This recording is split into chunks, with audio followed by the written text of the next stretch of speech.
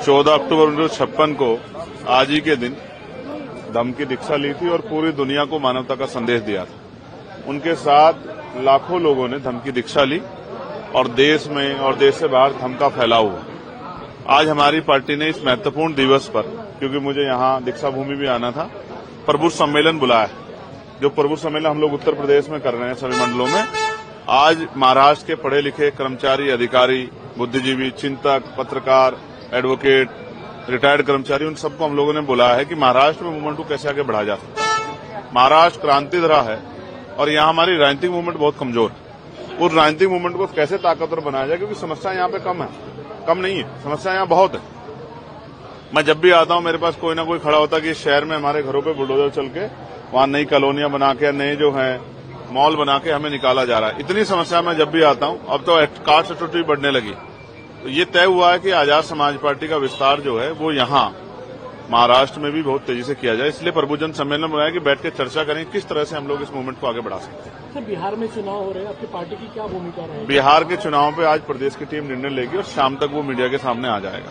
केरल में जिस तरीके से केरल में आरएसएस का जो स्वयंसेवक था उसने आत्महत्या की, उसके बाद प्रियंका गांधी ने कहा कि उसकी जांच होनी। बिल्कुल जांच होनी चाहिए। अगर किसने सुसाइड किया, आपको पता होगा, हरियाणा में भी एक एडीजीपी लेवल के अधिकारी ने सुसाइड किया, खुद को गोली मारी। उनके परिवार ने अभी तक उनकी डेड बॉडी को अंतिम संस्कार नहीं किया है। तो अगर कोई सुसाइड हुआ है तो उसकी जांच होनी चाहिए, निष्पक्ष जांच हो। मैं ये नहीं कहता कोई दोषी है, लेकिन जांच हो, निष्पक्ष जांच हो, तो न्यायिक जांच होगी तो मुझे लगता है कि फिर रिजल्ट सही सबके सामने आ जाएंगे कि कौन दोषी है और क्यों ये सब चीजें हुई। कर्नाटक के मुख्यमंत्री ने कहा है कि आरएसएस के लोग जो शाखा में सरकारी संपत्तियों, सरकारी इमारतों का इस्तेमाल करते हैं, उस पर पाबंदी लाने के लिए केरल के तर्ज पर कुछ सोचा जाएगा। देखिए, ये उनका अपना निर्णय है। हालांकि किसी भी सामाजिक संगठन हो या राजनीतिक सरकारी संपत्तियों में उनकी छेड़खानी नहीं होनी चाहिए, उनको उस तरह की वहां परमिशन नहीं मिलनी चाहिए। इससे क्या होता है, जैसे विद्यालय और कॉलेजों में परमिशन मिलेगी तो वहां के माहौल खराब होंगे और एक बिना किसी नेचर के किस तरह का माहौल बनेगा जिसका खामियाजा जो है उस क्षेत्र को, उस प्रदेश को भुगतना पड़ेगा। ऐसा नहीं होना चाहिए। सभी की अपनी अपनी विचारिक वो है। इस देश में आरएसएस को मानने वाले लोग भी हैं, तो बाबा साहब अम्बेडकर, फूले साहू को मानने वाले भी लोग हैं, पेरियार को मानने वाले लोग, सबको अपना अपना वो है। लेकिन सरकारी संस्थानों में उनको जो घुसने की इजाजत नहीं मिलनी चाहिए, इससे जो है माहौल बिगड़ेगा।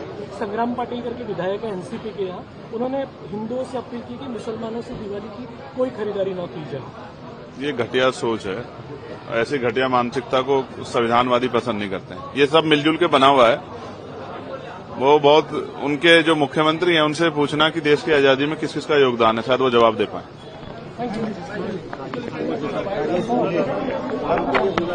सभी को भगवा रंग लगाया गलत है, ऐसा नहीं हो सकता। अगर कोई ऐसा प्रयास करेगा तो फिर उसको जो संवैधानिक जरिए में जवाब देंगे।